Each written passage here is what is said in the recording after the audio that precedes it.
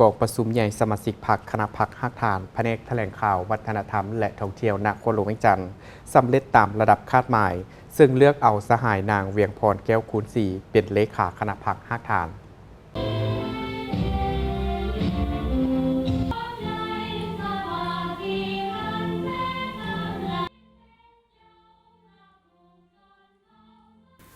กองประชุมใหญ่ครั้งที่4สมาชิกพรรคคณะพรรคฮักฐานแผนกแถลงข่าววัฒนธรรมและท่องเที่ยวนครหลวงเวียงจันทร์ได้เปิดขึ้นในวันที่3เมษายน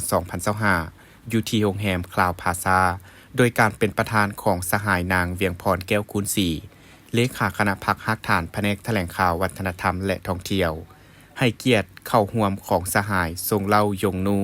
รองเลขาคณะพรรคนครหลวงเวียงจันทร์ในกองประชุมสหายนางเวียงพรแก้วคูณศรีได้ขึ้นกล่าวเปิดกองประชุมพร้อมผ่านห่างบทรายงานการเมืองบางตอนว่า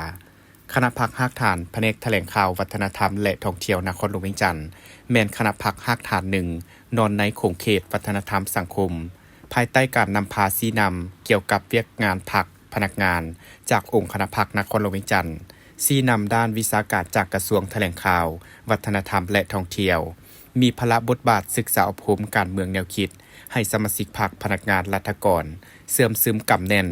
และมีความเป็นเอกภาพสูงต่อกับแนวทางเปลี่ยนแปลงใหม่อย่างรอบด้าน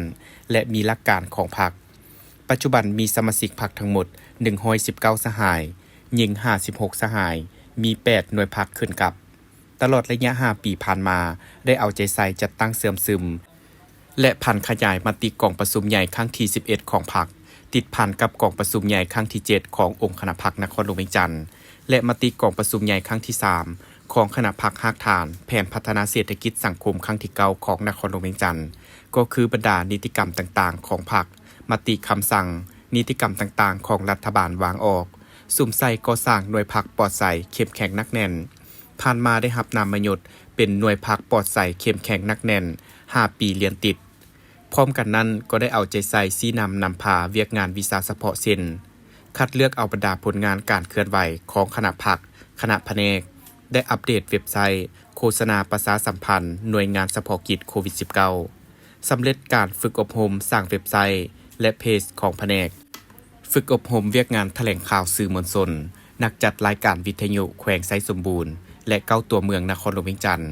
เข้าร่วมงานวางแสดงรูปภาพในงานเฉลิมฉลองปีสามัคคีมิตรภาพลาวเวียดนามที่นครหลวงฮานอยออกอนุญาตบัตรถ่ายรูปให้สร้างถ่ายรูปในนครหลวงเวียงจันทร์ได้ทั้งหมด43บัตรออกอนุญาตให้หัวหน่วยธุรกิจที่ติดพันกับเวียกงานแถลงข่าว147หัวหน่วยนำพาเวียกงานอนุรักษ์ปกปักรักษาวัฒนธรรมฮิตของประเพณีอันดีงามของชาติสมทบกับองค์การปกครองบ้านเมืองสุขยูการจัดตั้งปฏิบัติโครงการสร้างคนครอบครัวและบ้านวัฒนธรรมแต่ปี2019หา2024สามารถมอบไปยั่งยืนครอบครัววัฒนธรรมใหม่ให้บรรดาบ้านได้ 9,414 ครอบครัวประกาศรองรับบ้านวัฒนธรรมได้22บ้านคุ้มครองหัวหน่วยธุรกิจด้านวัฒนธรรมธุรกิจการท่องเที่ยวใน5ปีผ่านมามีนักท่องเที่ยวเข้ามาเยี่ยมยามและท่องเที่ยวอยู่นครหลวงเวียงจันทร์5ล้านกว่าเทื่อคนปัจจุบันมีธุรกิจการท่องเที่ยวที่แผนกออกอนุญาตบริษัทท่องเที่ยว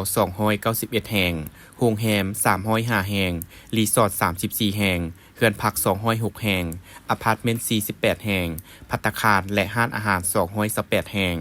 สถานที่ท่องเที่ยว7แห่งร้านบันเทิง27แห่งคาราโอเกะ30แห่งร้านนวดและสปา19แห่งได้ชี้นำหน่วยงานพัฒนาโฆษณาและส่งเสริมการท่องเที่ยวได้วางแผนสร้างเป็นโครงสร้างต่างๆเพื่อเรียกการลงทุนจากนักลงทุนทั้งภายในและต่างประเทศมี12โครงการ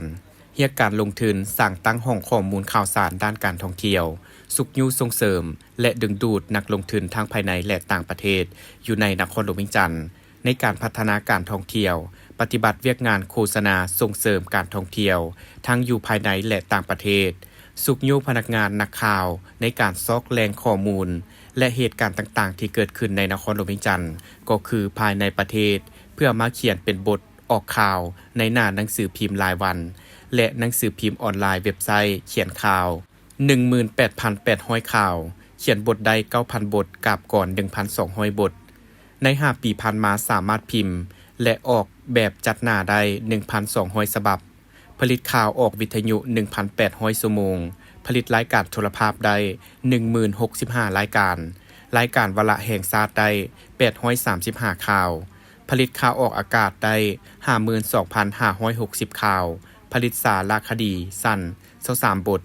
ใน5ปีผ่านมามีผู้เข้าชมรายการของโทรภาพนครหลวงเวียงจันทน์ผ่านช่องทาง Facebook 100 ล้านกว่าเทื่อคนและมีผู้ติดตาม 500,000 กว่าคนนอกจากนี้ก็ได้เอาใจใส่ชี้นำพาแขนงอื่นๆตามภาระบทบาทของตนจนได้รับผลสำเร็จเป็นก้าวๆมาในกองประชุมบรรดาสมาชิกพรรคในบางแขนงการก็ได้ขึ้นประกอบคำคิดคำเห็นกองประชุมได้ผ่านบทสำรวจนำพารวมของคณะพรรคสุดเก่าจากนั้นได้ดำเนินการปอนบัตรเลือกตั้งเอาคณะพรรครากฐานสุดใหม่ซึ่งมีผู้ลงสมัคร9สหายเลือกเอา7สหายกองประชุมครั้งปฐมฤกษ์เลือกเอาสหายนางเวียงพรแก้วคุณศรีเป็นเลขาคณะพรรครากฐานแผนกแถลงข่าววัฒนธรรมและท่องเที่ยวสหายพรจันทร์แพงภูวันเป็นรองเลขาคณะพรรคทั้งเป็นประธานกวดกาพรรคพร้อมนี้ยังได้ปอนบัตรเอาผู้แทนสมบูรณ์และผู้แทนสำรองเพื่อเข้าร่วมกองประชุมใหญ่ผู้แทนองค์คณะพรรคนครหลวงเวียงจันทน์ครั้งที่8จำนวน7สหายโอกาสนี้ก็ได้รับฟังการโอ้ล้มของสหายทรงเล่ายงนูซึ่งทานได้ย่องยอสมเสยต่อผลงานที่ญาติมาได้ในระยะผ่านมาพร้อมนั้นก็ได้ชี้นำให้คณะพรรคสุดใหม่เอาใจใส่ศึกษาอบรมการเมืองแนวคิดเฮ็ดให้สมาชิกพรรคพนักงานรัฐกรกำแน่นได้แนวทางการเปลี่ยนแปลงใหม่ของพรรคมีความจงรักภักดีต่อพรรคและประชาชนประดาเผ่าเพิ่มทวีความสามัคคีภายในพรรคให้นักแน่นพร้อมกันปฏิบัติหน้าที่การเมืองและเวียกงานที่ตนเองรับผิดชอบให้มีผลสำเร็จเป็นก้าวๆโดยเฉพาะหันการคุ้มครองเข้าสู่ระบบที่ทันสมัยเอาใจใส่ปรับปรุงก่อสร้างหน่วยพรรคปลอดใสเข้มแข็งนักแน่นปรับปรุงวิธีแบบแผนเฮ็ดเวียกให้เข้าสู่ระเบียบการอย่างเป็นระบบพร้อมเชื่อมั่นว่าคณะพรรคสุดใหม่จะสืบต่อนำพาเวียกงานให้มีการหันเปลี่ยนอย่างตั้งหน้าและมีผลสำเร็จเป็นก้าวๆเฮ็ดให้สมาชิกพรรคมีความปลอดใสเข้มแข็งและนักแน่น